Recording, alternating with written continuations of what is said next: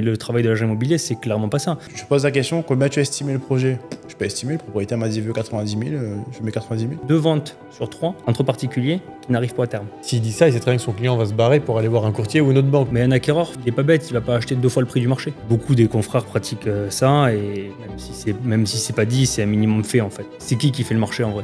C'est l'acquéreur. C'est celui qui paye qui fait le marché. C'est au cas par cas, ça dépend. Pour moi, vraiment, il y a qu'une seule chose qui peut le déterminer en fait, c'est le... Bienvenue sur Home Run, le podcast qui te plonge au cœur de l'investissement immobilier. Nous sommes Moïse, Charlie. de passionné d'investissement et d'immobilier. Que tu sois passionné ou simplement curieux, On est là pour te montrer que l'investissement immobilier est à la portée de tous. ici, pas de promesses mirobolantes, de fortune rapide, On t'embarque dans les coulisses avec des pros des investisseurs chevronnés ou novices, pour démystifier et rendre accessible ce domaine souvent intimidant. des vraies histoires, des vrais parcours, des vraies leçons. Parce que l'immobilier, c'est avant tout une aventure humaine. Ouais, toi, tu bosses... après, tu bosses de ouf ici, toi, tu vois. Pourquoi? Genre tout le temps, je te vois, genre tout le temps t'es en speed. Tout le temps. Et souvent, genre, des fois, quand je faisais des projets, on s'appelait genre 18h30, 19h. Tout le temps. Et 19h30, il m'appelle. Ok, non, je suis encore au bureau, je finis quelques trucs là. Après, est-ce que je peux voir 2-3 trucs avec toi et tout, tu vois. Donc on s'appelait genre à 19h30 pour faire des petits points ensemble sur tes projets. Avant qu'il ait bosse une de vie de ouf, quoi. famille. Ah non, mais même toujours. C'est vrai? Ouais, non, mais quand je dis ça, il y a pas si longtemps que ça, quoi, tu vois. On s'appelle le soir et Ça a tout. un peu changé. Ouais. Depuis Ça- la rentrée, là, ouais, ça me calme un peu. Ouais.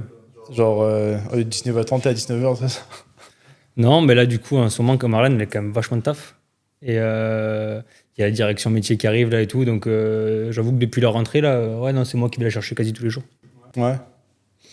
Mais genre sur tes horaires, c'est comme ça depuis le début ou alors t'as senti l'évolution progressive C'était pire avant parce que je me rappelle presque partir en soirée à Saint-Pierre et voir le truc PRMI encore allumé et je regardais, je le voyais Pire dedans. avant, Ah ouais? Ouais. Oula. Ça fait combien de temps du coup tu bosses là-bas? 8 ans. 8 ans, ok. C'est comme un petit peu ton parcours du coup. Ah, mais ça a commencé là, du coup? Ah ouais, ça fait longtemps que ça a commencé. Mon parcours, bah, du coup, moi, je suis venu déjà. Je viens pas du tout de l'immobilier en fait à la base. Je viens du secteur plutôt mécanique et aéronautique. Donc, moi, c'est mécanique, automatisme industriel, avec une finalisation dans le dessin industriel en fait. Donc, j'ai travaillé après pendant quelques années chez les sous-traitants d'Airbus, un peu de ferroviaire, un peu de spatial. Et puis un jour, je suis venu à La Réunion en fait dans un congé sabbatique et puis je suis resté. T'étais à Toulouse, c'est ça? Ah oui, Toulouse, ville de cœur. J'aime bien, j'ai ma copine qui fait des études là-bas et tout. Et j'ai bien kiffé en vrai, tu vois, j'ai bien kiffé la ville de Toulouse et tout. Ok, donc t'es venu en congé sabbatique, mais comment t'es arrivé à La Réunion? Genre en mode, tiens, tout le monde va là-bas, c'est cool. Non, c'était c'était mon ex de l'époque, en fait, tout simplement, qui a voulu partir à La Réunion, qui était à fond sur La Réunion, elle connaissait, elle était déjà venue, et puis elle a voulu venir ici. Et on n'était même pas ensemble au moment où c'est que ça s'est fait, et puis entre-temps, on s'est mis ensemble, je suis venu à La Réunion. Une année sabbatique. Et je suis jamais reparti. Ouais. Non, je suis jamais reparti. Et c'est là, en fait, ma reconversion dans l'immobilier, du coup, elle vient de ce moment-là, où c'est que moi, j'avais Jérôme, que tu connais, Charlie, Ouais. qui bossait à l'agence, et qui m'a un peu parlé d'immobilier, puis il me dit, je te verrais bien avec nous, et puis moi, je devais repartir à Toulouse, et puis c'est quand même vachement moins fun, il n'y avait pas la plage, il n'y avait pas le soleil. Donc, du coup, la reconversion. C'est vrai qu'on s'est connus quand t'es arrivé chez PRMI, moi je bossais avec Flavien à l'époque Ouais. et Jérôme du coup. Bah, c'est là, ça fait, connu, là. ça fait 8 ans qu'on se connaît maintenant. Ça passe. Je t'ai connu dans toutes tes casquettes, toi aussi. Je croyais que t'allais dire tout petit. Tout petit. Tu faisais quoi du coup quand. Courtier. Courtier. T'es Quand courtier, Courtier en Ok. prêt immobilier, je bossais avec Flavien qui était un pote que j'avais rencontré ici. Et du coup voilà, on a bien sympathisé, il m'a fait rentrer, partenaire PRMI, puis après au fur et à mesure on a vu tous les conseillers passer, puis c'est vrai que tu restes Je suis le dernier, je suis le pilier, survivant. le pilier, le survivant, parce que tout le monde est parti ou a changé de crèmerie ou reparti en métropole ou autre. C'est vrai. Ah ouais, tous tes collègues que t'avais vu au départ sont. Ah non, je suis chez PRMI, moi je suis le. Ah, ok, d'accord. Alors pas de tout PRMI, hein, mais dans le sud, ouais, je suis Dans le le plus sud, vieux. ouais. Ok. T'as les. Ah, je pensais pas qu'il y avait une rotation aussi forte du coup. Si, il y a quand même une rotation. Après, mes prédécesseurs, ils sont restés un moment quand même. Hein. Jérôme, Ouais. il a dû rester même Flavien, au moins 5 ans. C'est quand même assez long pour les agents immobiliers déjà. Ouais, Flavien peut-être pas, mais Jérôme j'ai toujours connu là-bas. Je sais pas si. C'est Jérôme qui a recruté Flavien, donc Jérôme était là avant, ouais, forcément. C'est quoi les différents statuts que tu peux avoir en tant qu'agent immo? T'en as deux dans tous les cas, hein, c'est pas compliqué. Salarié indépendant. Ouais. Après, tu as plusieurs types d'indépendants. En fait, tu vas avoir les mandataires, tu vas avoir les indépendants qui sont rattachés à une agence. Tu vas avoir plusieurs types de. Comme tu as plusieurs types d'immobilier. Tu as d'immobilier, t'en as qui vont être plus spécialisés dans l'immobilier d'investissement, d'autres dans du produit un peu plus diffus, résidence principale, maison, du terrain, du commercial. Voilà, ça. Mais les deux statuts, c'est indépendant et salarié. Ok. Toi, t'es salarié à PRMI, c'est ça? Moi, je suis salarié à PRMI, mais j'ai pas toujours été salarié à PRMI. J'ai d'abord été indépendant. Tu m'as connu en tant qu'indépendant. Ouais. J'étais indépendant et puis après, j'ai changé. C'est une décision personnelle qui a fait qu'ils ont bien voulu de moi en salarié. Il y a très peu de salariés quand même dans l'immobilier, il faut le savoir. Ouais. C'est une toute petite minorité. Mais voilà, passé salarié, moi, en 2020. Et ton pote qui t'a parlé d'immobilier sur le cas, c'était Jérôme? Non. Ok. Je vais peut-être te poser la question, pourquoi tu t'es retrouvé chez PRMI et pas chez...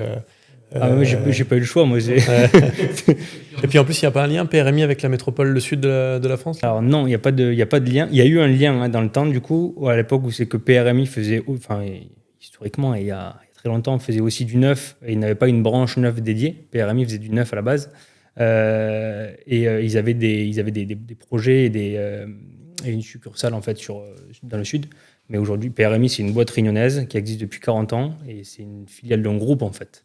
C'est-à-dire que c'est le groupe Secodis qui a d'abord fait de la promotion, puis après, du coup, de la gestion et du syndic, et qui après est venu faire de la vente dans l'ancien. En fait, c'est tout le schéma en fait, qui s'est découlé comme ça, avec des noms commerciaux pour chaque entité, mais c'est la même société, en fait. Et donc, représenté sur toute l'île, nous avec 6 agences physiques, mais c'est la même société. Et une vingtaine de commerciaux répartis sur tous les secteurs de l'île. Et qu'est-ce qui fait que du coup, tu vois, tu es passé, si tu peux nous dire, tu vois, d'indé à salarié, tu vois, genre c'est quoi les avantages? Pas financièrement, ouais. Pas financièrement, c'était pas le choix parce que c'est un peu moins bien aujourd'hui. Bon, après ça dépend des années, hein, forcément. Là maintenant que c'est un petit peu plus compliqué, la différence elle est un peu moindre. Mais dans les années qu'on a connues juste avant, années 2021-2022, fin sortie de Covid, réellement il y a un manque à gagner qui est énorme du coup entre un salarié et un indépendant. Mais c'est pas la même gestion, c'est pas le même. Il y a des statuts. Enfin, le statut change. C'est comme. C'est les sécurités. C'est un choix personnel. Hein. Ouais, c'est pas le même risque non plus en fait. C'est pas le même risque non plus. On est sorti aussi. Moi, ça s'est fait au même moment. Ça avait été décidé avant. C'est pas du tout lié au Covid, mais il y en a beaucoup qui ont pris cette décision-là du coup après le Covid, de se dire en fait cette sécurité elle est quand même importante. Ouais, juste après, moi j'ai senti la différence sur beaucoup de postes. T'as beaucoup de décoratrices, postes décoratrices, on a énormément qui sont passés d'indépendants salariés dès qu'elles pouvaient, tu vois. Financièrement, c'est quand même beaucoup moins intéressant, c'est certain. Ouais. Après, il y a une sécurité, et puis ça ouvre, c'est du salariat. C'est après, pour rentrer dans le débat, mais tout ce qui est retraite, tout ce qui est sécurité, tout ce qui est, enfin voilà. C'est des choix personnels. Après, c'est pas... T'as pas les mêmes. Parce que pendant les périodes où justement ça commençait à se tendre vraiment au niveau du marché, quand les taux commençaient à augmenter, là, tu vois. Et que ça se vendait beaucoup moins.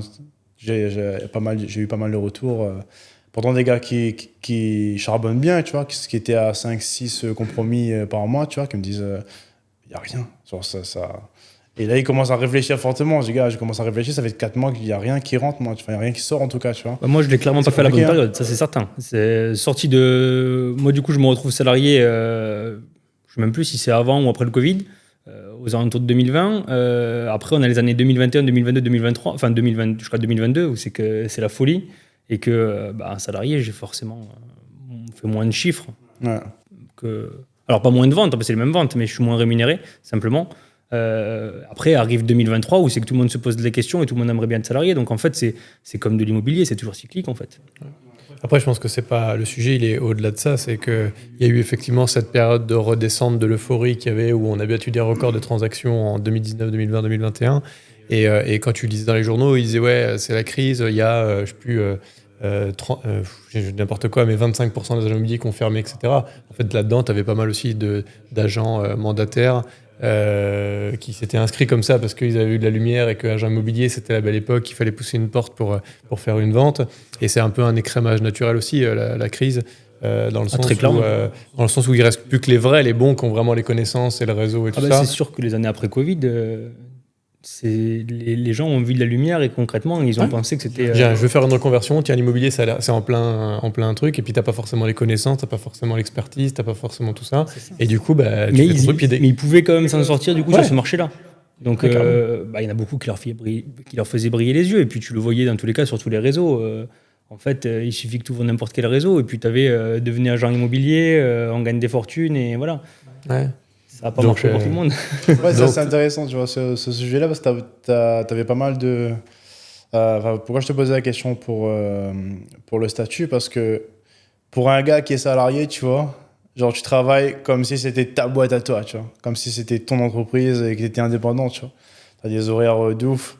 Et justement, ces formations-là, suite au Covid, tu as eu beaucoup d'informations déjà que tu pouvais investir...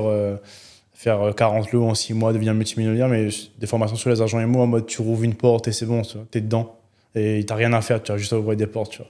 Et quand je vois comment tu bosses, un agent IMO, finalement, un agent IMO, il n'est pas là que pour ouvrir des portes. Tu vois. Ah ben ça, c'est sûr que non. Mais après, sur le principe, comme tu dis, je sais pas comment expliquer ça. C'est-à-dire qu'il y a cette période où c'est que c'était facile. Donc, tout le monde pouvait ouvrir des portes et s'en sortir. Mais le travail de l'agent immobilier, c'est clairement pas ça. Et puis, surtout, ce qui est important, comme tu dis, c'est cette notion d'implication, en fait. Elle n'est pas liée au statut. Il y a des salariés, en fait, qui vont faire leurs horaires et arriver à 5 heures. Même s'il y a une visite à 5h30, ils n'y vont pas. Alors qu'officiellement... pour moi, un commercial, il n'a pas d'horaire. Sur le principe, c'est toujours très compliqué. Alors après, oui, on a une vie de famille, on a des choses qui font qu'on a des contraintes. Mais il y en a, à 5 heures, c'est fermé l'agence, il n'y a plus une visite. Et moi, j'ai commencé en tant qu'indépendant, donc je n'avais pas ce souci-là de me dire, je savais que c'était pour moi, et je le faisais pour moi. La société était juste un support. Mais à côté de ça, une fois que je suis passé salarié, en fait, j'ai pas changé mon mode de fonctionnement. C'est-à-dire que mon horaire officiel, il est à 17h30 ou à 17h, j'en sais rien, je sais même pas le dire en fait. Et souvent, je suis à l'agence à 19h, on passe et je suis là, quoi. On a fait quelques calls à ces heures-ci, tu vois. Donc voilà. Mais après, sur le principe, comme tu dis, d'ouvrir des portes, bah, c'est l'image que tout le monde en a en fait de l'agent immobilier.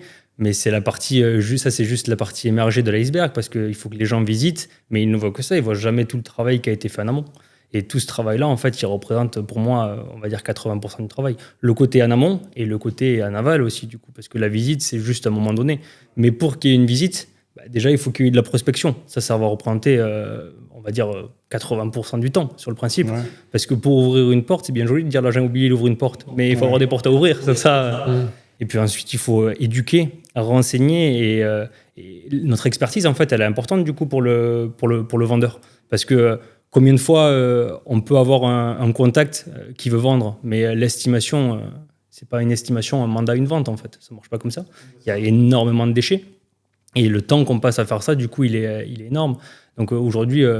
les acquéreurs, ils passent devant l'agence et ils disent bah, eux, ils ont beaucoup de biens, ils n'ont pas beaucoup de biens à vendre, mais il n'y a pas grand-chose dans ce moment. Mais en fait, ce qu'il faut s'imaginer, en fait, c'est que tout derrière, le temps, on ne le passe pas au bureau, on le passe vraiment à chercher du bien, en fait. C'est ça, concrètement, tu vois, en tant qu'agent IMO, tu vois, c'est quoi ton quotidien, genre, c'est quoi la première étape lorsque tu démarres, tu vois, pour avoir un projet fini à la fin, tu vois. Et ça commence toujours par de la prospection. Dans tous les cas, il faut que le contact il arrive, quelle que soit la source, que ce soit de la pige, que ce soit du mailing, que ce soit ce qu'on veut, du tap-tap, ce qu'on veut.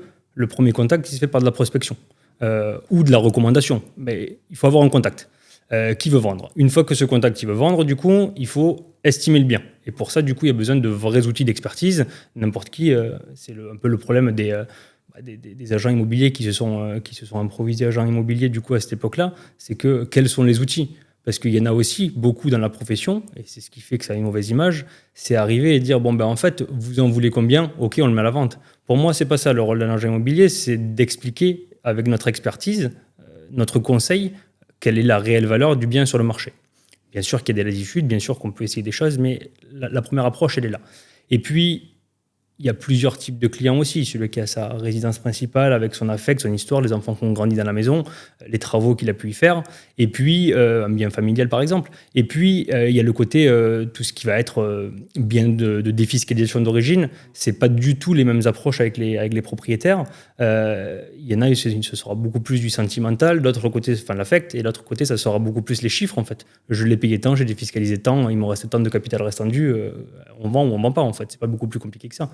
Donc, ce conseil, en fait, cette analyse, regarder si le projet il est viable, il n'est pas viable, et l'accompagner. Ensuite, il va avoir toute la mise en valeur du bien. C'est-à-dire, ça peut être du homestaging, ça peut être conseiller sur les travaux nécessaires, justement les freiner sur d'autres travaux. Je vais tout refaire. Non, parce qu'en fait, tout refaire, ça veut dire quoi? Ça veut dire qu'on refait un sol, j'en sais rien, parquet, et l'acquéreur, il veut du carrelage. Donc lui, il ne va pas le payer, en fait, ces travaux-là. Donc aujourd'hui, il faut refaire ce qui est important de refaire, ce qui va pouvoir, au premier coup d'œil, mettre en valeur le bien, mais pas forcément. Après, il faut laisser la patte à l'acquéreur. Donc tout ce conseil-là, tout le côté marketing, après, tout le côté communication, donc les nouvelles technologies. Aujourd'hui, nous, concrètement, on n'est pas payé à la visite. Moi, si c'est pour ouvrir 100 fois la porte, oui, j'aurai l'étiquette d'ouvreur de porte, mais moi, ça ne m'intéresse pas. Moins j'en ouvre et plus je fais de ventes, enfin, ça se fait en une seule fois, mieux c'est. Ça arrive rarement, hein, on ne va pas se mentir. Ouais, clairement. J'aimerais bien, mais... donc, il y a tout ce côté-là. Il y a tout ce côté visite après, mais en amont de ce côté visite, il y a vraiment tout le côté préparation du dossier. Donc, c'est-à-dire que pour ça, il faut amener des acquéreurs qui soient d'une part solvables. On y reviendra après dans un second temps, mais vérifier que le projet y colle, en fait. Aujourd'hui, la question est de dire est-ce qu'un agent immobilier est indispensable? Non, il n'est pas indispensable. On peut vendre de particulier à particulier. Mais si on regarde les statistiques, c'est pas compliqué. Grosso modo, les agences regroupent 70% des ventes. Alors après, c'est des moyennes à prendre avec des... Ouais, c'est national. Je n'ai pas trop de chiffres là-dessus, mais grosso modo, ça dépend forcément des années, ça dépend des types de biens, ça dépend des secteurs. C'est une moyenne internationale, mais grosso modo... allez, même si on dit 60-70% des ventes, le reste, c'est fait par les particuliers. Mais il y a d'autres chiffres qui disent qu'il y a 2 ventes sur 3 entre particuliers qui n'arrivent pas à terme. Et c'est là, en fait, que pour moi, l'agent immobilier, il est important parce qu'en fait, il y a tout ce rôle d'entremise, en fait, depuis le début. Donc, au départ, ça commence par informer, expliquer et préparer un propriétaire, du coup, à ce qui va arriver sur le marché, combien on va les offres, comment réagissent les acquéreurs, comment ça se présente. Qu'est-ce qui s'est vendu à côté? Et pour ça, ces chiffres, il faut vraiment les avoir. Et c'est une connaissance, voilà, l'agent immobilier, pour moi, c'est une connaissance de son quartier, de son domaine. Comme je dis, il y en a qui feront plus de terrain ou des locaux commerciaux, par exemple, d'autres qui feront plus d'investissements. Donc, il y a cette partie, voilà, préparation de dossier et amener le moins de clients en visite possible, mais les plus qualitatifs. Encore une fois, on n'est pas payé à la visite. Et après ça, toute la partie négociation. Et c'est là, je pense, que c'est important, du coup, l'agent immobilier, parce que entre particuliers, je pense qu'ils ont souvent des rapports, alors j'y suis jamais, je suis jamais là, mais je pense qu'ils ont des rapports assez frontaux, en fait. Le propriétaire, lui, il a décidé que son bien, il en valait 100 000, l'acquéreur a décidé que ça fait 50 000, et à moins que les deux soient prêts à couper la poire en deux, mais sinon, on ne va pas s'en sortir, en fait. Donc, il y a l'ego de chacun qui va rentrer en compte. Et donc, l'acquéreur, il va falloir le préparer à la réalité du marché, mais ça, il va le faire tout seul, du coup, avec les visites qu'il va pouvoir faire ou les offres qui seront refusées au préalable. Donc, telle rentabilité sur tel bien, si on part sur de l'investissement, par exemple. Et le propriétaire, lui, va falloir le préparer aussi à ce qu'il y ait une réelle rentabilité acceptée sur le secteur et que son bien, il peut le mettre 50 000 au-dessus, mais du coup, il n'y a personne qui va venir le visiter, en fait. Ah ouais, clairement, mais tu vois, c'est intéressant ça, parce que tu vois, ce côté-là, moi je le vois dans ma famille, tu vois. C'est-à-dire qu'en gros, on a un terrain qui est en vente, mais ils veulent vendre en particulier, ils veulent pas une agence, tu vois. Ça fait 15 ans que c'est en vente. Ça fait 15 ans que c'est en vente, genre littéralement 15 ans, tu vois. Et là, on vient de signer un compromis, là. 15 ans après. Tu vois, mais en fait, pour faire ce travail, parce que là, je travaille dans le domaine, ça fait 3 ans que je travaille les trucs avec des partenaires, justement, qui vont les voir, qui leur expliquent une fois, elles veulent pas, 2 fois, elles veulent pas, 3 fois, et qui commencent à comprendre que voilà, tu vois. Si ça fait 15 ans que c'est là, c'est qu'il y a un problème quelque part. Et à la rigueur, c'était le prix, tu vois. De toute façon, le terrain, on va pas pouvoir l'agrandir. Ou un appartement, on va pas pouvoir rajouter une chambre. Et la maison, on va pas pouvoir en faire un immeuble, en fait, sur le principe. Donc, la seule variable qu'on aura, c'est toujours le prix, en fait. Donc, soit par rapport au projet, au capital restant dû, tout ce qu'on veut, soit ça rentre dedans, soit ça rentre pas. Mais un acquéreur, il est pas bête, il va pas acheter 2 fois le prix du marché. Forcément qu'il aimerait acheter moins que le prix du marché, mais au final, les ventes, elles se font au prix réel du marché. Et toi, du coup, dans cette situation-là d'intermédiaire, d'interlocuteur, tu es entre les deux, donc tu dois faire que que le vendeur récupère l'argent qu'il veut, lui, en termes de prix de vente, en tout cas, entre guillemets, au plus haut, et l'acquéreur... c'est arrivé à niveler les deux, en fait. Ouais. Le vendeur, il est toujours le plus haut, et l'acquéreur va toujours le plus bas. On peut dire que tu es un négociateur expert, enfin, du coup, tu es un peu un conciliateur entre les deux. Est-ce qu'il y a des choses, est-ce qu'il y a des petits conseils ou des choses dans la négociation qui passent un peu mieux, des phrases ou des prises de conscience, des choses qui pourraient aider Oui, il y en a, mais en fait, elles vont vraiment être... En fait, pour moi, c'est un travail de psychologie, en fait. Et ce travail-là, en fait, il est d'être à l'écoute de son acquéreur, de son acquéreur et de son vendeur. Le vendeur, en fait, il y en a sur qui ça va être plus le côté affect. C'est-à-dire que psychologiquement, c'est pas une histoire de capital restant dû ou autre. Voilà, moi, j'ai décidé que il y a toute ma famille qui a grandi dedans. Vous imaginez si je vends mon bien à ce prix-là. Donc lui, c'est pas la peine qu'on y amène des chiffres en fait sur le principe. Lui, il faut arriver à l'amener sur autre chose. Quelqu'un qui avait défiscalisé, sur le principe, lui, on peut lui dire que l'acquéreur, il a une petite famille et qu'ils sont tout mignons. Ça va pas lui changer la vie. En fait, lui, il faut lui amener des éléments tangibles en fait. Qu'est-ce qui s'est vendu dans le secteur? Oui, on essaie de faire mieux que les autres, mais on va pas pouvoir faire des miracles non plus. Et en fait, c'est ça que ça vaut. Donc il y en a, il y a pas de petite. C'est vraiment être à l'écoute en fait. Et ça, c'est aussi important. Les gens ne s'en rendent pas compte, mais sur le côté, on ouvre des portes.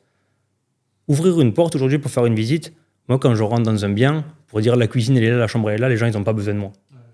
Mais il va y avoir tous ces petits à côté en fait que l'agent immobilier va pouvoir ramener s'il n'est pas trop mauvais. Théoriquement, et ce qui ne peut pas se passer entre particuliers, c'est effectivement la connaissance du vendeur, du bien et surtout la découverte de l'acquéreur qui a été faite. Je prends un exemple bête, mais ça peut se faire qu'avec des mots. Un acquéreur qui visite avec un particulier, ou des fois des propriétaires qui sont un peu intrusifs, même quand il y a des agences. Vous avez vu, le jardin, il est immense. Mais ça se trouve, en fait, l'acquéreur, il venait d'une maison où c'est que le jardin, c'était son problème, en fait. Peut-être le jardin était trop grand pour lui, l'entretien, c'était trop pénible pour lui. Et en fait, la superficie, mètre carré du jardin de cette maison-là, lui convient. Mais juste le fait que le propriétaire place l'accent sur c'est grand, ben, tout de suite, lui, ça lui fait référence à quelque chose de négatif. Et il est capable, en fait, de se braquer par rapport à ça. Alors que si c'est nous qui l'avions fait et qu'il n'avait rien dit à ce moment-là, on aurait pu, en fait, passer... Parce qu'en fait, ça lui correspond, en fait. Et ça, il l'avait déjà validé en amont, en fait. Par exemple, notre exemple, une maison où est-ce que... j'en sais rien, moi, il y a 2 chambres, mais une chambre qui est immense. Entre particuliers, ils vont dire, ben voilà, j'ai 2 chambres. Mais nous, en fait, on va déjà avoir préparé le client à venir visiter ce bien-là parce qu'on sait qu'on va pouvoir, dans son projet, ça va correspondre et on va pouvoir lui dire, bah là, en fait, voilà, on peut séparer, on peut faire un bureau. En fait, voilà, donc, c'est la connaissance en fait, des 2 parties et c'est ce rôle d'entremise en fait, qui est important. Mais ça, c'est quelque chose que pour être franc, tu vois, j'aime bien ta façon de travailler, c'est que en fait, on bosse avec tout le monde, tu vois. Donc, on a l'opportunité de bosser avec tous les agents de l'île, donc on croise tous les agents, tu vois. Et la différence est vraiment flagrante déjà sur nous, notre perception du dossier, parce que même si on maîtrise, tu vois, on voit la différence, mais surtout les retours clients qu'on a, tu vois. Des gens qui ont été accompagnés par toi et des gens qui sont accompagnés par d'autres. Et souvent, quand on voit un nouveau projet, par exemple, tu m'appelles, tu me dis, ouais, j'ai un nouveau projet, telle résidence. Souvent, tu m'expliques, voilà, comment tu es arrivé à avoir le mandat, c'est quoi le propriétaire, qu'est-ce qu'il veut, c'est quoi son parcours, c'est quoi son objectif, pourquoi il vend, sous quel délai. Je te donne les limites, en fait. Oui, mais en fait, tu m'expliques vraiment c'est quoi l'histoire, tu vois. J'ai des gens avec qui j'ai bossé, moi, qui disent, pourquoi il vend? Je sais pas, j'ai rentré un mandat, quoi, genre... aucune idée de pourquoi le gars il vend, on s'en fout, tu vois. Genre, j'ai un mandat qui est rentré, je le sors, tu vois. Et du coup, justement, c'est ces personnes-là en face, au niveau de la négo, en fait, tu lances une pierre dans l'eau, quoi, tu vois. Parce que peut-être qu'il y en a même qui m'ont dit, ouais, je pose la question, combien tu as estimé le projet? Je peux estimer, le propriétaire m'a dit, il veut 90 000, je mets 90 000, tu vois. Genre, je sais pas. Et là, tu vois un décalage concrètement entre limite de compétences, en fait, et de volonté, tu vois, dans ce projet-là, parce que des fois, je me dis, mais en fait, vraiment, c'est même pas qu'il veut pas, c'est que j'ai l'impression qu'il sait même pas comment estimer un projet, finalement, tu vois. Parce qu'il prend tous les mandats qui rentrent au prix. En fait, c'est la difficulté aujourd'hui. Personne n'a de mandat. On va pas se mentir, c'est très compliqué. Depuis 2023, c'est assez compliqué. Il y a toujours ce phénomène, en fait, pour pouvoir rentrer un mandat, en fait, tu finis par le surestimer. Beaucoup des confrères pratiquent ça, et même si c'est pas dit, c'est un minimum fait, en fait, parce que celui qui parle le plus haut, il a forcément raison, en fait, au vu d'un propriétaire. La réalité, elle est des fois tout autre, mais pour moi, il y a 2 approches. Il y a pour moi le côté, ça vaut ça, mais compte tenu du marché, de ce qu'on peut essayer voilà, il y a des choses à essayer. Bien sûr qu'on est là pour défendre leur intérêt aussi, ceux de l'acquéreur aussi, mais il faut trouver la limite entre les deux. Dans tous les cas, le propriétaire, il a son envie, son besoin, les limites qu'il ne franchira pas. Mais d'un côté, il peut pas le vendre tout seul, son bien. Son bien, il est obligé de le vendre avec un acquéreur en face. C'est qui fait le marché en vrai? C'est l'acquéreur. C'est celui qui paye qui fait le marché. Si demain, tu as une montre ou une super voiture qui est estimée, j'en sais rien moi, 1 million, mais que la seule offre réelle que tu as, elle est à 500 000, sa valeur vénale a beau être d'1 million, sa valeur réelle, c'est son marché, du coup, ça vaut 500 000. Si tu es vendeur, le marché, ça vaut 500 000 euros. C'est ça.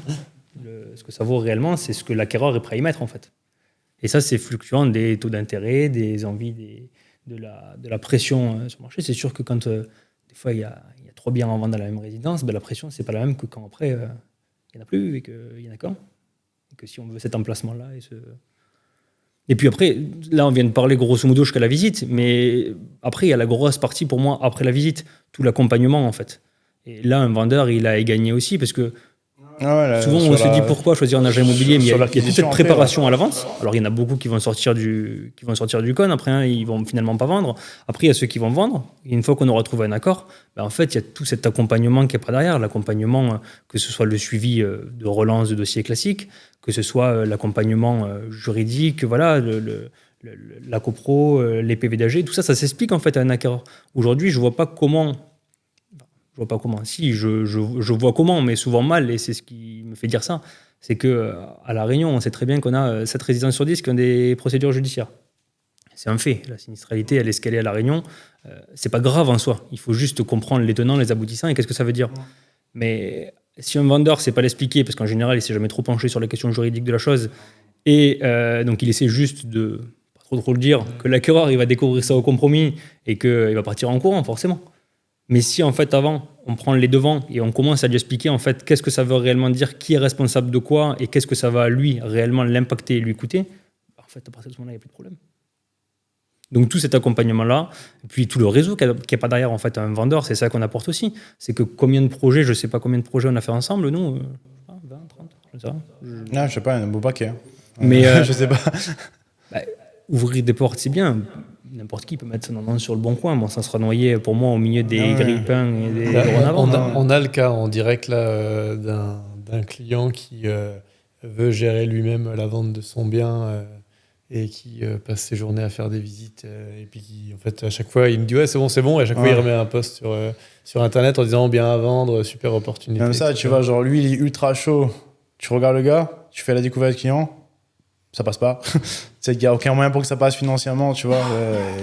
Là où c'est qu'on va avoir un aspect important, c'est que nous, en tant qu'agence, dans tous les cas, alors je sais que voilà, je parle pour moi et je ne vais pas parler pour les autres, mais pour moi, le côté vraiment sécurisation du dossier, il est super important. Et, vous savez, parce que je vous embête beaucoup avec ça, mais on ne va pas signer un compromis tant qu'on n'a pas vérifié en amont du coup, des petites choses chez les clients. Ouais. Que le client il a vu sa banque, c'est bien, mais c'est bien pour lui, mais ça l'engage qu'à lui. Nous, ce qu'on veut, c'est par exemple, toi, quand tu sécurises un dossier, qu'est-ce que tu regardes chez quelqu'un, par exemple? Quand je veux sécuriser un dossier, qu'est-ce que je regarde chez quelqu'un? Qu'est-ce que tu regardes, en fait admettons que moi je veux vendre, tu as un acquéreur, comment tu dis, j'ai un acquéreur, comment tu me dis, ok, lui aussi, ok, on y va, tu vois. Qu'est-ce que tu regardes en tant qu'agent immo? Parce que moi j'ai connu Charlie, du coup, à l'époque, j'étais courtier. C'est comme ça que j'ai connu Charlie. Non, pas que comme ça, mais parce qu'en fait, on fait vérifier ça par des professionnels. Moi, je considère un agent immobilier, il est censé pouvoir, enfin, en tout cas, lever les premiers lièvres en fait sur le dossier en me posant quelques premières questions. Mais je considère qu'aujourd'hui, c'est réellement pas mon métier en fait. Et ça, voilà, du partenariat avec des professionnels. Tu rebalances vers des courtiers pour voir si ça passe. C'est exactement ça en fait. Ton endettement, etc. C'est complètement gratuit, c'est sans engagement. Hein. Ouais. Mais vous transformez après Ouais, après, on en revient au job du courtier où c'est à lui de faire le taf et de convaincre son client qu'il a tout intérêt à passer par un courtier et pas de perdre du temps à aller faire tout. Mais voilà, sur le principe, en fait, on valide comme ça. Et pourquoi? Parce que la banque, dans tous les cas, enfin, moi, je considère, et tu peux peut-être m'arrêter parce que tu as fait de la banque aussi, c'est la banque, elle va survoler le dossier, en gros, pour ne pas perdre son client. Tant que dans tous les cas, il n'a pas trouvé un bien et pas signé un compromis, le but, c'est qu'à partir du moment où c'est qu'il ne demande pas à investir sur un bien à 2,4 millions, sur le principe, on regarde dans les grandes lignes et ça passe. Mais après, tu as beaucoup de conseillers qui ne sont même pas formés à ça. Hein. Tu as beaucoup de conseillers où ils vont te dire oui alors qu'ils ne maîtrisent pas du tout. Ouais, conseiller bancaire qui ne maîtrise pas du tout la partie immo dans leur banque. Dans certaines banques, ils ont juste un espèce de préfiltre avec 3-4 questions, voyant rouge, voyant orange, voyant vert, et tu as une personne après qui est dédiée au prêt immobilier. Mais dans quand même la plupart des banques à La Réunion, les conseillers ont la capacité d'aller faire du prêt immobilier ou en tout cas de l'analyse, mais tu as tout à fait raison. Hein. C'est quand demain, tes clients, tu vas voir ta banque, tu n'as pas de projet encore, ou tu as peut-être des vues sur un projet, tu veux faire une offre, tu veux t'assurer avant que c'est OK. Tu dis, voilà, j'ai un projet, j'aimerais acheter ce bien-là. Tu vas sortir 2-3 chiffres. Ils te demandent 0 document. Ils te disent combien vous gagnez, machin. Ou alors, au pire, il va te demander ton avis d'imposition, mais tu n'as pas les relevés de compte, éventuellement les crédits, tu as oublié d'en dire un, lui, il ne le sait pas. Il va te dire, allez, OK, c'est bon, machin. Et comme tu dis, il n'a pas envie, même si c'est un peu juste, il va pas dire je pense que c'est un peu juste, il faudrait quand même qu'on regarde, etc. S'il dit ça, il sait très bien que son client va se barrer pour aller voir un courtier ou une autre banque parce qu'il va pas être assuré et qu'il a un peu le coup de cœur pour ce bien immobilier-là. Donc en fait, ils vont être plutôt tendance à être optimistes en disant oui, c'est bon, ça passe, allez-y, etc. Et c'est pour ça que moi, ce que je conseille des fois aux clients, c'est de dire là, je signe le compromis dans 10 jours sur ce projet-là. On fait un rendez-vous, je veux être sûr que le financement passe. Et là, il y a un plus d'engagement de la part du banquier parce que il sait que le compromis arrive dans 10 jours. Des gars qui arrivent et qui lui disent moi j'aimerais savoir quelle est ma capacité d'emprunt, il en a 20 par jour. Donc forcément oui, il balance des infos comme ça, mais le jour où c'est a été vu un peu à la va-vite ou qu'il a oublié mais ça permet à mon sens pour un client, c'est la première démarche quand même qu'il doit faire. Pour moi, c'est définir une enveloppe. Là-dessus, ça c'est logique pour nous, mais pour le client, c'est pas toujours logique. Là-dessus, il a bien raison. Enfin, en tout cas, aujourd'hui, moi, des clients qui me disent que dans tous les cas, ils n'en savent rien et qu'ils ne savent pas quelle est leur capacité d'emprunt, déjà, on ne va pas visiter. Déjà, c'est même impossible. Ouais. Mais voilà, cette démarche, on la fait souvent après, dès qu'il y a l'offre. En tout cas, on s'assure que, voilà. Et pour moi, ça passe par un courtier, des courtiers partenaires qui vont les recevoir. Alors, eux, ils sont neutres dans l'histoire. En fait, le courtier, il n'a pas...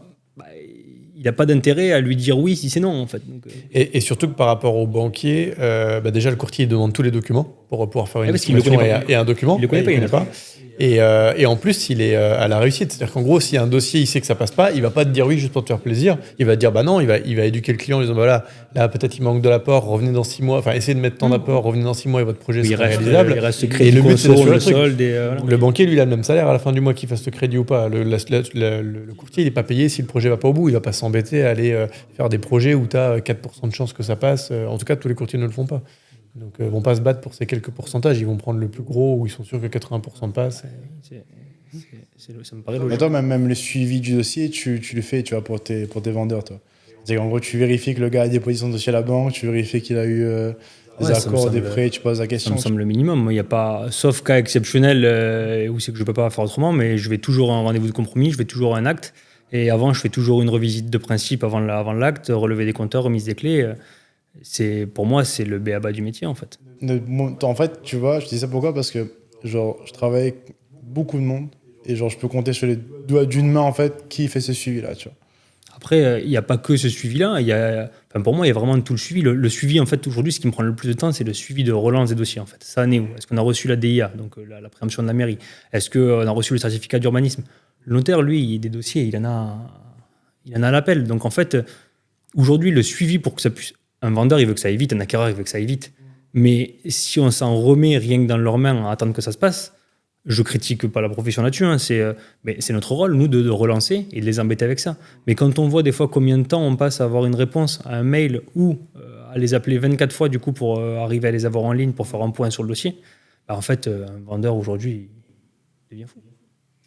Et là, tu nous as parlé pas mal de la partie vendeur. Tu as parlé de la qualification de l'acquéreur, mais concrètement, comment tu captes tes acquéreurs Est-ce qu'aujourd'hui, tu as encore du flux qui arrive naturellement comme ça ou... Le flux, il arrive principalement du coup par les annonces. Forcément, en fait, les gens nous appellent. Mais moi, je reste... ça représente une grosse partie, on va dire 80-90% de comment sont vendus les biens quand même. Mais ça ne représente pas une grosse partie de comment ils sont vendus les miens, en fait. Très souvent, sur mes biens à moi, que j'ai en mandat, j'arrive à vendre les biens avant même qu'ils soient publiés, en fait. Et là, je considère que c'est du vrai travail d'agent immobilier. Pour mettre une annonce sur le Bon Coin en disant T2 ou Maison de T4 à vendre sur Saint-Pierre, n'importe quel particulier le fait. Là où c'est qu'il va avoir des difficultés après, c'est tout pour résumer tout ce qu'on vient de dire, c'est qu'en fait, il va appeler, il va dire ok, est-ce que vous avez rendez-vous ce soir à 18h ? Il va faire 14 visites, mais il ne va rien savoir si le mec il est déjà solvable, qui sait. Je prends pas encore l'exemple d'une mamie ou d'une petite jeune qui est chez elle et qui fait visiter, qu'elle ne sait pas qui c'est qui vient, combien ils sont, comment ça se passe et qui c'est qui vient en fait. Donc voilà, au-delà de ça, il y a déjà cette partie-là. Mais après ça, il y a les annonces, mais surtout il y a tout le travail de l'agent immobilier. Et le travail de l'agent immobilier, pour moi, c'est le réseau, les partenaires et surtout la communication en interne de tous les biens qu'on a qualifiés, de tous les acquéreurs qu'on a qualifiés avant qui sont dans notre base de données. Je fais une petite pause pour te présenter la pépite dans laquelle on tourne aujourd'hui. Il s'agit d'une maison T4 avec 3 chambres, un petit jacuzzi qui est disponible en location courte durée. Cette maison a intégralement été rénovée et la décoration a été réalisée par une décoratrice d'intérieur. La maison est située au cœur de Terre Sainte, à quelques minutes de la plage. Donc si tu veux booker cette maison pour un séjour, un shooting ou même un podcast, je te mets les liens en description.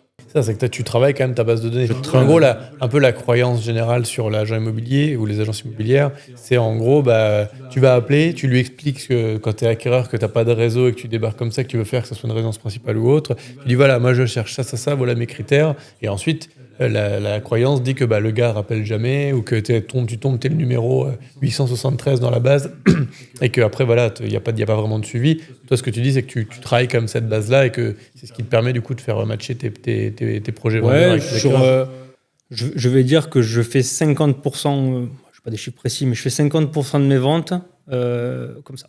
Toi, on était à un stade, Kevin et moi, où on avait, tu vois, un process, mais qui était trop bien fait, trop ficelé, parce que du coup, tu vois, lui, des fois, il m'a appelé pour me dire, écoute, j'ai tel projet, telle résidence, voilà le projet, voilà exactement en fait la surface, la varangue, où est-ce que c'est placé, c'est quoi le problème de la résidence, c'est quoi l'histoire de la copropriété, etc. Pourquoi le vendeur vend, sous quelle mesure il peut négocier ou pas. Pourquoi il vend. Oui, pourquoi lui te dit. Pourquoi il vend. Nous, 90% du temps, nos dossiers, c'était sorti de défi, dans tous les cas. Oui, c'est ça. Mais tu vois, pourquoi en fait le vendeur, il veut vendre ce projet-là, est-ce qu'il est pressé ou pas, etc. Tu vois, il me donne toutes les infos, il me dit voilà, le prix, j'ai estimé à tant, lui, il en veut tant, on peut aller jusqu'à tant sur la négo d'après ce que j'ai échangé avec lui et tout. Et de mon côté, en fait, nous, on travaille aussi là-bas. Donc, on a des acquéreurs d'ailleurs qui sont chauds patates, qui sont pré-positionnés, qui sont finançables, qui ont tout ce qu'il faut. Je prends l'exemple du T2 de Jimmy. J'étais sûr que tu allais me parler de celui-là. Mais genre, en fait, en gros, on sort une offre. Il me dit, en fait, le mandat est signé et l'offre est déjà là, tu vois, au prix, tu vois, qu'il faut, tu vois. Et après, du coup, il me rappelle, il me dit, le problème, c'est que là, bon, c'est passé.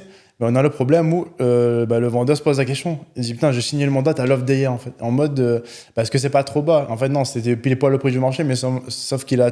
Il y a tellement de travail de ce côté, il y a tellement d'une autre.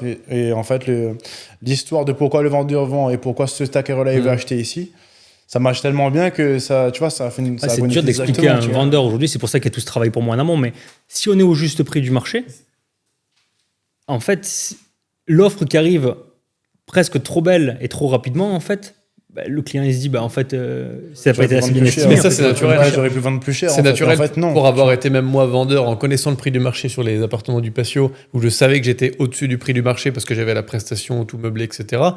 J'ai eu des offres tellement vite que je me dis j'aurais pu alors que bon, moi je sais que j'étais dans la partie haute du marché sur Saint-Pierre à l'époque, etc.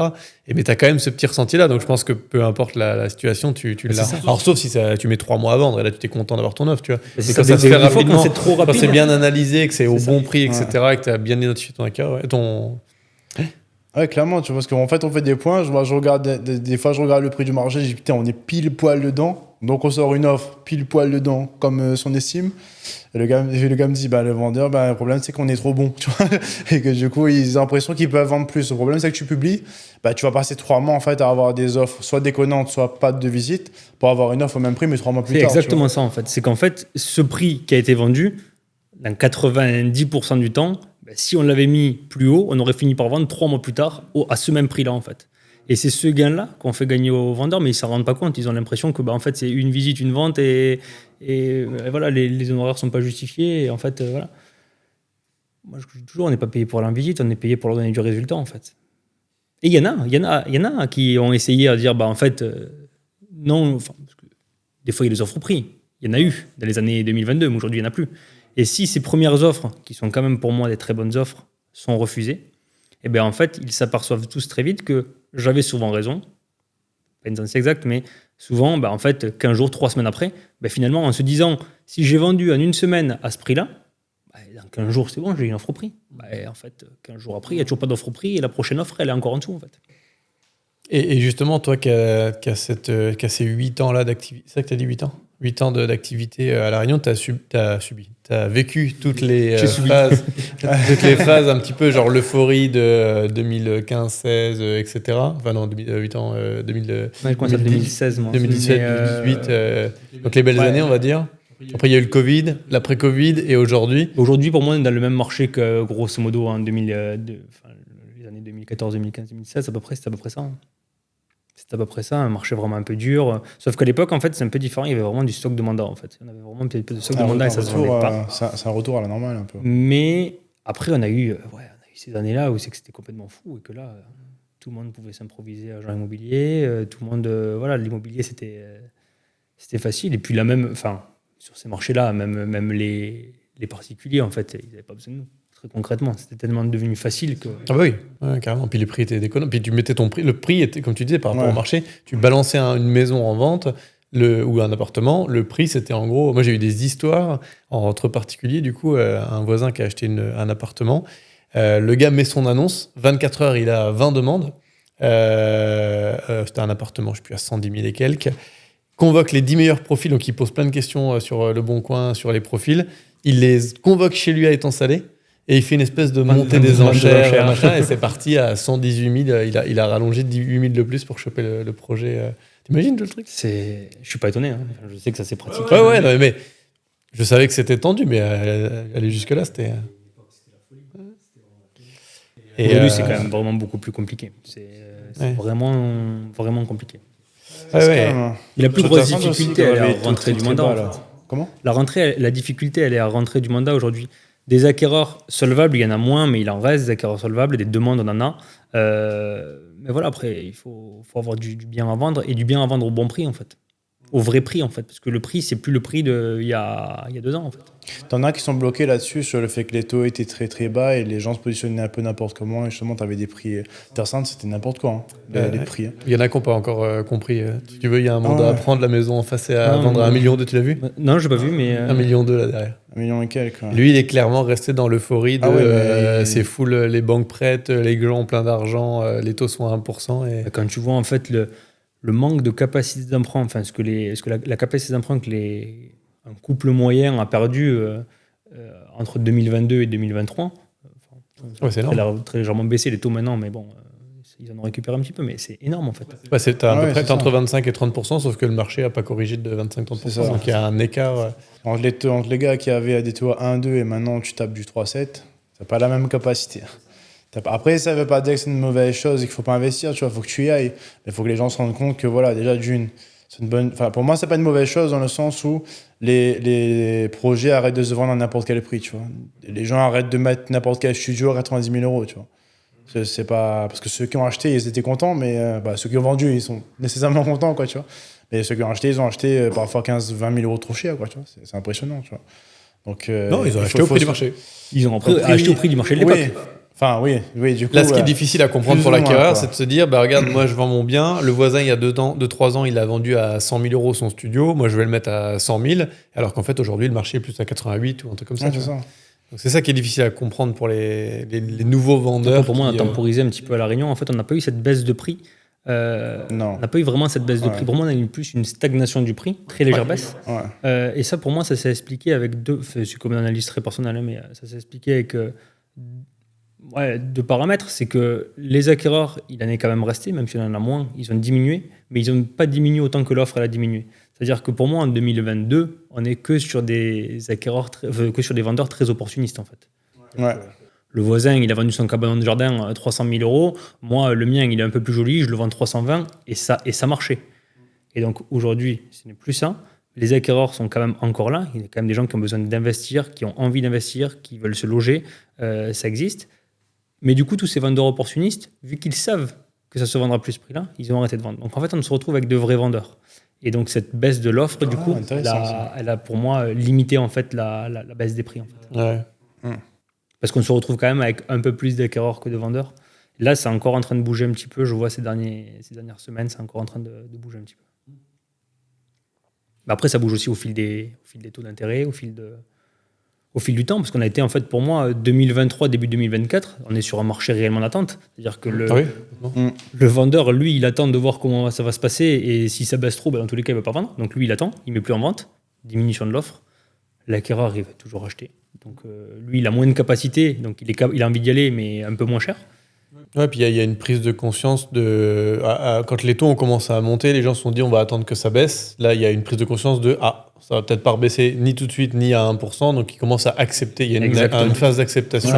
C'est la phase d'attente qui maintenant est finie. Pour moi, ils ont fini d'attendre, ils ont fini par comprendre, en fait. C'est une phase de compréhension qu'en fait, ce marché, il est normal, en fait. Ouais, carrément. On est sorti de la phase anormale. Je pense que juste après, tu auras la phase où les vendeurs se disent en fait, on n'aura plus des acquéreurs qui vont se positionner n'importe comment. Donc, si je veux vendre, il va falloir que j'y aille au prix estimé, un prix du marché, quoi, tu vois, pas le prix que moi j'avais en tête. Tu vois. C'est bien parce que c'est une correction saine du marché par rapport à la métropole où il y a des villes qui ont plongé parce que c'était l'euphorie et d'un coup, moins d'acquéreurs, donc du coup, les prix plongent.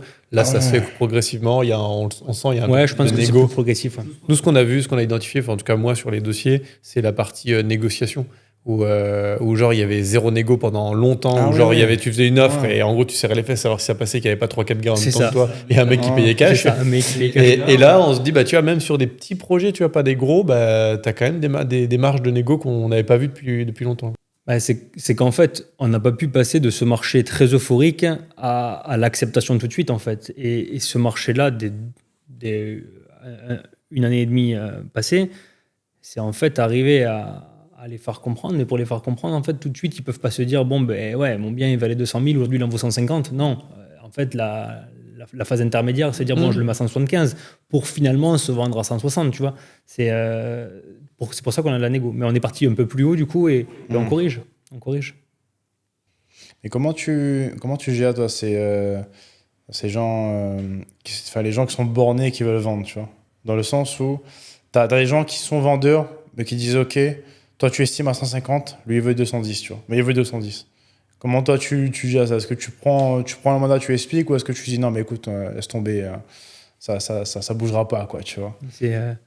Ça dépend vraiment c'est au cas par cas, en fait. Ouais. C'est au cas par cas. Ça dépend. Pour moi, vraiment, il n'y a qu'une seule chose qui peut le déterminer, en fait. C'est je sais pas comment dire ça, mais c'est le projet, en fait. C'est le projet du vendeur, en fait. Ok. Est-ce qu'il a un vrai projet de vente ou est-ce que c'est une seule vente opportuniste? Et c'est ça, en fait, qui nous permet de savoir si on y va ou si on n'y va pas. S'il est vraiment vendeur, il a vraiment envie de vendre, j'en sais rien, moi, il a un réel projet, je sais pas, il est muté en métropole dans 6 mois. Il va falloir qu'il la vende, sa maison. Donc, oui, on peut partir à ce tarif-là, et puis il va bien s'apercevoir qu'en fait, la vérité, elle va se situer un petit peu entre le prix du marché, peut-être il pourra avoir une meilleure offre parce que dans le temps qui va passer, ça va bien se passer, qu'il ne l'aura pas au vrai prix qu'il en veut lui, mais au moins, il aura eu la certitude d'avoir testé ce marché-là, en fait. Ça rejoint un petit peu ce qu'on disait tout à l'heure quand on disait, à l'époque, si on avait bien travaillé sur le vendeur, qu'on avait réussi à lui faire comprendre et qu'il avait accepté. Bon, après, ça, c'est souvent avec des vendeurs type investisseurs de défiscalisation, où c'est qu'en fait, il y a le marché, ce que ça vaut, il y a le capital restant dû, et en fait, on détermine le prix du marché. Donc, à ce prix-là, j'y vais pas, oui, non. Sur des vendeurs, si le vendeur il vend sa maison, en général, on a déjà beaucoup plus de latitude sur le prix de base. En fait, il en veut toujours forcément déjà beaucoup plus. Ouais, tu aurais beaucoup qui rajoutent une valeur sentimentale aussi. C'est ça. Et donc, du coup, on peut accepter de partir à des tarifs supérieurs, de tester le marché, en fait. Parce que nous, on n'a pas la science infuse non plus, c'est-à-dire qu'on se trompe rarement, mais après, c'est que des fourchettes qu'on donne. Et puis, il y a surtout cette analyse qui est faite que par rapport à des biens déjà vendus, en fait. C'est-à-dire que nous, aujourd'hui, on sait ce qu'on a vendu, mais ce qu'on a vendu, on l'a vendu. Donc, entre-temps, le marché, il n'est pas figé, en fait. Il continue à évoluer. Ouais. Donc, est-ce qu'il est en train d'augmenter sur une hausse, sur une baisse? Et puis, surtout, chaque produit, en fait, est unique. C'est-à-dire qu'il n'y a rien qui dit qu'une maison à Terre Sainte avec une belle vue mer, si ça fait 3 ans qu'il n'y en a pas eu une dans le quartier, il n'y a pas un acquéreur qui est prêt à mettre 20 000 balles de plus. Parce qu'en fait, Parisien qui arrive et qui vient de vendre son 50 mètres carrés de 2,5 millions. Il est capable d'aller chercher une petite maison. Un petit peu plus, parce que voilà. Donc tous ces paramètres-là, nous, on peut pas les maîtriser. C'est pour ça qu'on donne des fourchettes, en fait. Ouais. Ouais, t'as des quartiers. Je pense qu'il y a des quartiers qui sont vachement plus faciles à analyser que d'autres. Des quartiers type ou Terre Sainte où c'est vraiment l'offre et la demande qui va faire la valeur du bien. Et des quartiers comme, je sais pas moi. Après, Terre Sainte, c'est un bon exemple c'est un vrai bordel à estimer parce que du coup, tu vois, ces 2 dernières années là, ça s'est vendu. Quand tu prends le prix au mètre carré, t'as aucune corrélation. En fait, c'est vraiment n'importe quoi, tu vois. T'as des trucs pourris qui sont vendus une fortune, t'as des trucs pas ouf qui sont vendus. Qui sont vendus encore plus cher. C'est sûr que si tu vas dans une copro où c'est que dans le même bâtiment, avec la même vue, la même exposition, t'en as 4 qui se sont vendus récemment, t'as un point de repère. Si voilà, t'as des points de repère. Après, il suffit juste de savoir quel est l'état intérieur. C'est sûr que si le mec il a tout refait, c'est complètement différent de s'il n'avait rien refait. Mais sur ce principe-là, t'as déjà, factuellement, t'as quand même des choses. Ouais. Et du coup, l'estimation de la valeur l'estimation de la valeur d'un bien, il y a la connaissance du marché. Il y a aussi, de mémoire, il y a aussi des techniques un peu au mètre carré par rapport au mètre carré de l'extérieur et tout. Tu utilises ça, toi? Il y a des pondérations, bien sûr. Ouais. Tu peux nous rappeler, c'est quoi rapidement? En gros, tu as un prix au mètre carré, donc tu fais le nombre de la surface habitable, c'est ça? Et tu vas rajouter tu en fait, il y a plusieurs analyses. Il y a plusieurs analyses. Pour moi, pour estimer un bien, il y a déjà la méthode par comparaison par rapport aux biens qui se sont vendus. Et auquel cas, on va appliquer des majorations et des minorations. Si dans la même rue, il y a 4 biens qui se sont vendus, alors forcément, il ne faut pas parler d'un studio et d'une maison T6, mais il faut prendre des biens comparables qui sont vendus dans le secteur. Tu as déjà un prix moyen mètre carré sur des ventes récentes.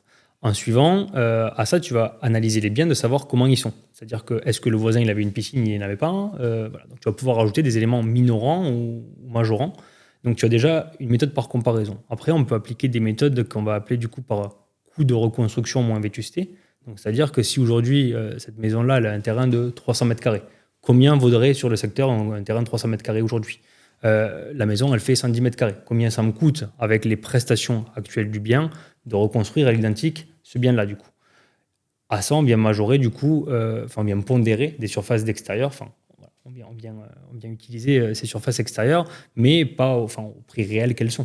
Une varan ne coûte pas aussi cher à faire au prix mètre carré que... Voilà.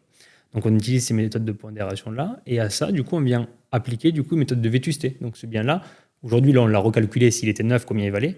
Mais aujourd'hui, la maison qu'on vend, qu'on estime en tout cas, elle a 20 ans. Donc, il y a tant de % de vétusté. Voilà.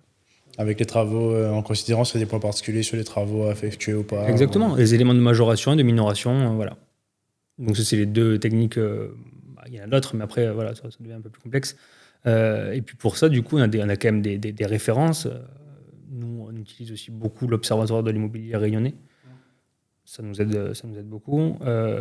Grosso modo, c'est un organisme indépendant qui regroupe tous les chiffres de toutes les agences qui veulent bien y adhérer. Mais bon, il y en a quand même énormément sur l'île, une grosse majorité. 122, si je dis pas de bêtises. J'ai pas le chiffre en tête. C'est ce qui était dans la dernière. J'ai pas le chiffre. T'avais quoi? J'ai pas compris. Je crois que c'est 122 agences. Je veux pas dire de bêtises, parce que là, je me vends sur des sujets que je ne maîtrise pas, mais je crois que ça reprend grosso modo 70 à 80% des agences, en fait. Ouais, il me semble qu'il avait... Et donc, du coup, là, on a des réelles valeurs. C'est-à-dire qu'on peut consulter l'annonce, les photos d'origine, on sait à combien il a été mis en vente, à quel tarif, à combien il a été vendu, en combien de temps, et combien il s'est négocié. Avec tous les éléments du bien en lui-même pour pouvoir majorer, minorer. Donc, on fait une comparaison par rapport à des biens qui sont identiques, en fait. Donc, tu prends ça, ajouter au fait que le marché est déterminé par le marché. En fait, si tu veux estimer un bien tout seul, faut y aller, quoi, tu vois. Sans avoir l'expertise. Sans avoir l'expertise, en fait, tu peux avoir une idée rapide, tu vois, mais ça, tu vois, c'est pour ça. Pour moi, c'est la raison pour laquelle tu as des personnes qui vendent un projet depuis 6-7 mois, alors que c'est pas... Après, je prends un exemple où on avait quelqu'un qui avait fait appel à nous pour un potentiel projet de rénovation au tampon notaire. Et en fait, il a une énorme maison, tu vois. Mais vraiment, il s'est mis bien, quoi. Il s'est fait sa maison. T'es en 2 villas, ça fait 600 mètres carrés quasiment, plus un gros terrain. Il me dit aujourd'hui, en fait, je peux pas vendre ma maison. Parce que si je la vends à 1,7 million. Ça vaut 1,7 million. Le problème, c'est que le gars qui a 1,7 million aujourd'hui, il va acheter son terrain et construire sa maison, tu vois. Il va pas acheter la mienne. Donc, à part ce cas exceptionnel-là, tu vois, où vraiment c'est au prix et ça se vend pas parce que c'est un produit exceptionnel. Si un projet pour moi est classique et que ça prend 6 mois à se vendre, c'est que t'es pas au bon prix, en fait. Tous les projets atypiques sont beaucoup plus compliqués. On parlait tout à l'heure de certains secteurs, de certains biens, de certaines rénovations. C'est des projets aussi atypiques qui sont aussi durs à estimer, en fait. Et puis, il ne faut pas oublier qu'il y a là-dedans le gros côté aspect coup de cœur ou motivation de l'acquéreur. C'est-à-dire que, comme je disais tout à l'heure, il y en a un qui est capable de payer plus cher parce qu'il veut absolument cette rue-là, qu'il la cherche depuis 5 ans et qu'il veut ce projet-là. Ouais, après, on n'en rien. Hein, quand les gros, les projets un peu atypiques, les projets coup de cœur, tu vois, je rigole en disant ça, mais là, pour moi, la maison, elle vaut à peu près dans les 850-900 000. Il a mis 1,2 million là, avant-hier. T'es pas à l'abri qu'il y a un Parisien ou un Bordelais qui vient de vendre sa case, sa résidence principale, qui a pris un petit ticket et qui se dit, parce qu'il y a une vue imprenable sur Terre Sainte, que c'est l'endroit que je veux, j'y vais. Et ça se trouve, il va la vendre à ce prix-là. Mais on est sur un bien atypique, c'est pas le marché. C'est pas... Après, on a des... Ça, c'est des cas exceptionnels, ça, quand même. Tu vois. On en avait sur Terre Sainte aussi. J'avais vu des exemples où tu avais des maisons qui se vendaient hors... Il faudrait que je retrouve la maison. Ça s'est vendu hors de prix. Je crois que tout le monde l'avait estimé à genre 200 000 et a vendu à 450. En fait, un gars qui arrive, il m'a dit, il te dit, c'est projet Imo qui est là, c'est à Monaco. Donc, pour 400 000, tu as une maison à côté de la mer. Pour lui, c'est pas cher, tu vois. C'est le prix de son T2 à Monaco, tu vois, mal placé. La relativité de l'acquéreur, ça, c'est des éléments que tu ne maîtrises pas. Ouais. Et comment, tu vois, tous ces techniques, ces outils-là, tu vois, comment tu les as apprises? En fait, c'est quoi la formation pour devenir un agent IMO, tu vois? Là, il y a plein de... On peut s'improviser tous agents immobiliers. La preuve, ça a été fait par beaucoup. C'est pour ça que je te pose la question. Tu vois, parce que toi, tu me parles de ça, il y en a qui me disent comment tu estimes un projet? Je sais pas, je regarde à droite à gauche, quoi. Tu vois. Il y en a qui me disent vraiment ça, quoi. Ça m'impressionne, tu vois. Des fois, je me dis, oh là. Après, moi, il y a des projets, très honnêtement, des fois que je préfère, quand je sais pas, je préfère dire je sais pas. Ouais. En tous les cas, on n'a pas la science infuse. C'est pas une méthode scientifique exacte, précise, en fait, le truc. On peut donner des chiffres, on se base sur des références, sur notre ressenti, sur... on sent les acquéreurs, comment ils sont au fil du temps, donc on peut faire évoluer, en fait, ces tendances, parce que, comme je dis toujours, les méthodes qu'on a, en fait, elles sont toujours par rapport à des biens vendus, en fait. Donc, c'est pas forcément valable aujourd'hui ou dans 6 mois. Et donc, on essaie de... C'est pour ça pour moi, déjà, s'entourer. Moi, aujourd'hui, si j'étais indépendant et mandataire tout seul, je ne sais pas comment je pourrais avancer. Aujourd'hui, les réunions d'équipe qu'on fait, discuter avec les confrères, tout le réseau qu'on puisse avoir, des confrères, quand je dis confrères, pour moi, c'est concurrent, mais des confrères, aujourd'hui, dans la profession, je veux dire, on se connaît tous, on s'entend tous, et aujourd'hui, discuter avec ces gens-là, mais surtout, toutes les semaines avec mon équipe, à savoir, du coup, tel bien, j'ai une offre finalement à tel tarif, voilà comment ça évolue un petit peu, du coup, celui-là, ça s'est vendu... ça a plus de difficultés à se vendre, peut-être le marché se tend un peu. Essayer d'adapter en fait tout ça en permanence. Mais après, sinon, pour moi, comment on se forme pour être agent immobilier, comment on devient agent immobilier, déjà, il faut de l'envie, parce que c'est quand même un métier dans lequel on a des ascenseurs émotionnels qui sont assez importants. Tous ne vivent pas avec le stress, on ne va pas se mentir, certains plus que d'autres, ceux qui sont plus impliqués peut-être que d'autres, mais on se forme et on s'entoure. Ouais, toi, ton background, c'était 8 ans d'expertise maintenant. Je pense que c'est soit tu passes par un bac plus de BTS immobilier, soit tu te fais les mains. Après, moi, j'ai les mains dans le cambouis. J'ai un cas particulier, parce que du coup, avec Jérôme qui m'a formé à l'époque, c'est vrai que j'ai eu une formation continue pendant plusieurs années au quotidien. Voilà. Après, l'immobilier, on sait tous que c'est un monde quand même un petit peu difficile et je ne veux pas utiliser le mot de requin, mais quand même, c'est un peu. Il y a une concurrence qui est quand même accrue. Trouver quelqu'un qui veut, un parrain comme ça qui veut bien former, en plus des formations officielles, forcément, tout ce qui est loi Allure, tout ça, il faut quand même respecter la réglementation, mais tous les petits tips, tous les petites, à une époque, il était, Jérôme au début, il était en visite derrière moi.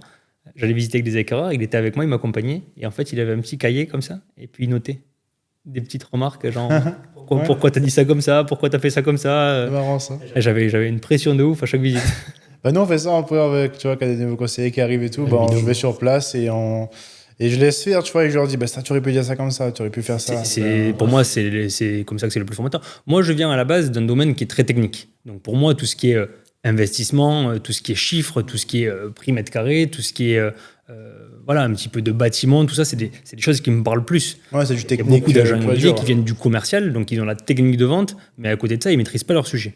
Moi, je pense que je suis plus, tableau, carré, il faut que ce soit précis. Il n'y a pas de environ, c'est pas trop comme ça chez moi. Ouais, t'as ce côté mathématique, parfois limite scolaire, mais c'est ça qui t'aide à cadrer, en fait, Après, j'en ai peut-être besoin, on a deux personnalités qui sont différentes. Moi, j'ai besoin de maîtriser un peu mon truc.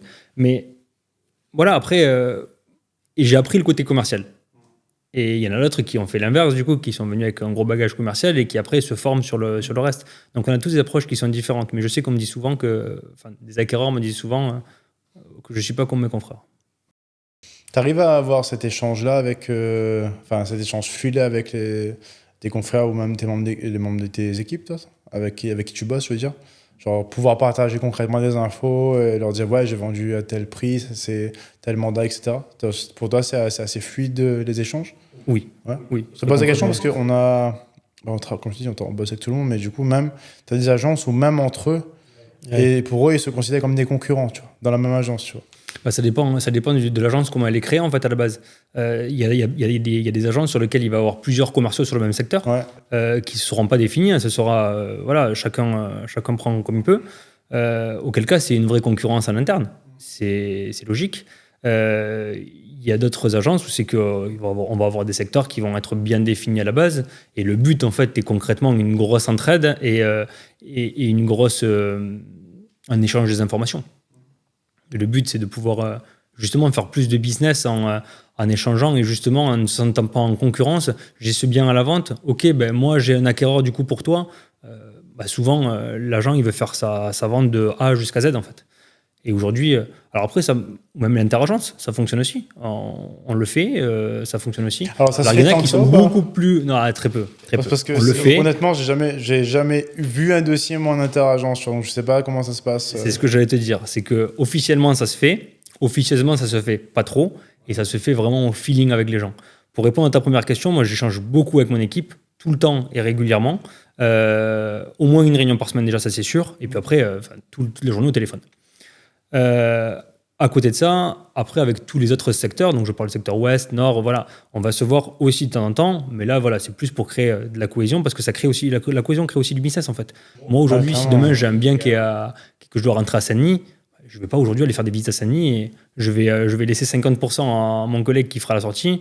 Moi, je me suis ou non occupé de l'entrée où je lui ai laissé le contact et je sais très bien qu'il fera la même chose la prochaine fois que je l'aurai dans le sud. Donc, c'est un échange de bons procédés qui fait que c'est important de continuer à garder ce réseau-là. Mais après, je l'ai aussi avec certains... Enfin, moi, je suis un petit peu... pas des centaines d'années sur la profession, mais ça commence à faire un petit temps quand même. Donc, les confrères, je les connais. Je suis fâché avec personne. Et j'essaie de m'entendre bien avec tout le monde, mais il y en a avec qui forcément on échange plus et on a plus de relations. Donc moi, ça m'arrive d'échanger du coup avec des confrères sur certaines ventes et même des fois, on sait qu'on est en concurrence sur le même bien pour l'estimation et on en discute même des fois ensemble. C'est histoire de pouvoir avoir les infos et pas... Ça fout la merde ça, quand t'as quelqu'un, tu fais une estimation, le gars derrière il passe, ouais mais lui il m'a dit 60 000 de plus. Oh là là. Ouais, mais c'est ça. C'est qu'il y a un des deux où ça pêche là, tu vois. Et parfois les vendeurs sont perdus, je pense que c'est aussi une des raisons pour laquelle, tu vois, t'as beaucoup de vendeurs qui ont... Surtout les personnes, je veux dire les personnes peut-être un peu plus âgées, tu vois, que les jeunes générations qui ont plus confiance aux agents immo parce que justement, t'en as un qui passe, qui dit 300 à la maison, là-bas il te dit non, il m'a dit 390, lui, tu vois. Enfin, c'est ça, mais c'est toujours le cas. En tous les cas, c'est certain. Et puis les gens, ils ont l'impression, voilà, vraiment de... Des fois, c'est pas dans un mouchoir de poche. Quand c'est dans un mouchoir de poche, ça va, on fait confiance. Mais quand il y a des fois 50 000 euros d'écart sur un petit bien, les gens ils se disent, mais enfin, qui a raison en fait. Donc, est-ce que... Des fois, c'est bien quand il y a trop d'écart parce que ça leur permet de se rendre compte, en fait, concrètement, qu'il y en a un qui a peut-être vu un peu juste et que l'autre, il est peut-être un peu trop gourmand et que la vérité, elle est sûrement entre les deux. Quand il n'y a pas trop d'écart, ça peut être un petit peu plus juste, mais aussi, ça veut dire que tout le monde est plus en face de ces choses-là. Mais aujourd'hui, j'ai toujours des confrères, du coup, qui... moi, je ne sais pas qui, chaque fois, mais j'appelle un vendeur, il me dit, voilà, j'ai demandé une estimation à 3 agences, et du coup, ça vaut combien ? Ok, d'après moi, ça vaut ça, parce qu'il y a ça. Ok, voilà, ça vaut tant. Mais votre confrère, il me dit que ça vaut 40 000 euros de plus.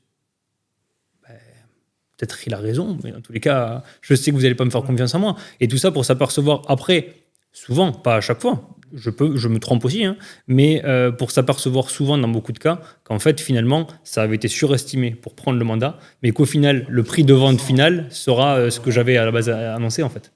Et si ça se fait assez rapidement, il n'y a pas le temps en fait qu'il puisse revenir vers moi. Si ça prend vraiment trop de temps, au bout d'un moment les gens vont s'apercevoir qu'en fait il n'avait pas raison. Ils vont pouvoir annuler ou en tout cas arrêter cette exclusivité, pouvoir réouvrir d'autres agences, et du coup là en fait ils vont nous rappeler pour dire en fait finalement vous aviez peut-être raison. Si ça se fait trop rapidement, et s'il y avait eu une exclusivité par exemple à la base, souvent sur un délai de 3 mois, on va se retrouver dans le cas où c'est que il a son offre, il est bien obligé d'accepter la réalité de ce que j'avais dit c'était la vérité, et puis il va finir par continuer avec lui du coup à ce prix-là dans tous les cas. Donc ça m'est pas arrivé 50 000 fois, hein, mais ça m'est arrivé quelques fois, et il y en a qui ont eu l'honnêteté de venir me le dire en suivant, en me disant vous aviez en fait raison. J'ai pas raison à chaque fois. Ça nous arrive souvent aussi. Ça, on conseille un truc, et dit non, t'inquiète, vas-y. Je vais gérer les travaux tout seul. Un an après, sur le studio, t'avais raison, j'aurais pas dû. Mais c'est pour tout le monde et pour tous les métiers pareil, en fait. Enfin, on peut en parler de 10 000 métiers, mis à part le notaire où c'est qu'on n'a pas le choix, on est obligé de passer avec lui. Mais enfin, voilà, vous êtes aussi spécialisé dans l'investissement locatif et dans le conseil. Aujourd'hui, quand on dit le gestionnaire, en fait, concrètement, tout le monde, ces frais-là de gestion, ont envie de se les éviter. Donc aujourd'hui, pourquoi prendre un gestionnaire quand on met un bien en location ? C'est des frais qui semblent... Comme je dis à tout le monde, en fait, tant qu'on n'a pas eu de problème, c'est exactement comme l'agent immobilier ouvreur de porte, en fait. Le gestionnaire, en fait, il sert à quoi ? Comme les assurances, tant que tout va bien, tu as l'impression de payer dans le vide. Si on résume, en fait, il sert à... Je le paye pour qu'il encaisse mes loyers, je n'ai pas besoin de lui. Mais dès qu'il y a un sinistre, c'est un petit peu différent. Et puis surtout, il faut arriver à éduquer du coup ces acquéreurs. C'est aujourd'hui ce que vous faites très bien et ce que tout le monde fait, c'est expliquer aujourd'hui quels sont les avantages et les inconvénients en fait de ces faux frais annexes. Vous êtes en train de parler à l'instant de l'ameublement, s'il a été fait ou non par Raymond Malin et avec les frais qui peuvent en découler. Mais du coup, ça n'aura pas les mêmes prestations, ça n'aura pas du coup le même résultat.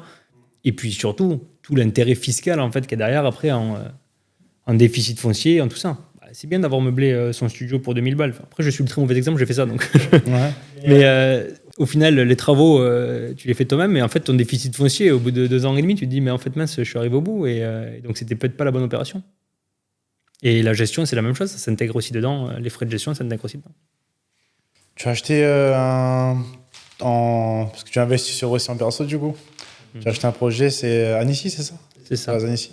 Ouais. Alors, tu as acheté quand ? Tu as acheté quoi ? Tu as acheté où ? J'ai acheté au bon moment, Ouais. au bon prix. C'était où ? C'était quand, du coup, que tu as acheté ? J'ai acheté ça en 2018. Ouais. 2019. C'était quoi comme projet, dis-moi ? Parle-nous un petit peu de ton projet.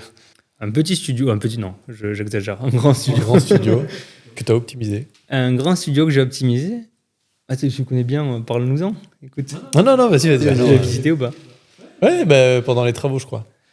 J'ai acheté un studio du coup que j'ai acheté occupé, qui était sur un marché de 2018, donc concrètement des prix qui sont très inférieurs à aujourd'hui, qui était loué une misère puisqu'il était en sortie de défiscalisation et que c'était loué une misère. Et puis au départ de ma locataire, que j'ai surtout pas pressé pour mettre dehors, j'en ai profité, j'ai fait les travaux, réameublement et mis en meublé en fait tout simplement. En l'optimisant du coup parce que c'est un grand studio et j'ai fait alors, je n'irais pas jusqu'à dire un T2, je dirais plutôt un T1 bis, du coup, avec un petit coin de nuit. Avec un vrai coin de nuit, de vraies cloisons, des choses bien faites, pas juste un rideau à tirer. Voilà. Un peu sympa. Kevin, merci beaucoup. Avec plaisir. Pour beaucoup d'infos. C'était un plaisir d'échanger avec vous. Et on se retrouve. Je pense qu'il y aura peut-être d'autres sujets. Échanges, d'autres sujets sûrement, tu vois. Ouais. C'est OK pour toi ? C'est OK pour moi ? OK pour moi. Merci Kevin. Avec plaisir. Merci d'avoir écouté ce podcast. Si le contenu t'a plu et si tu veux en apprendre plus sur l'immobilier, abonne-toi. D'autres épisodes sont à venir et ils sont diffusés tous les 15 jours sur la chaîne.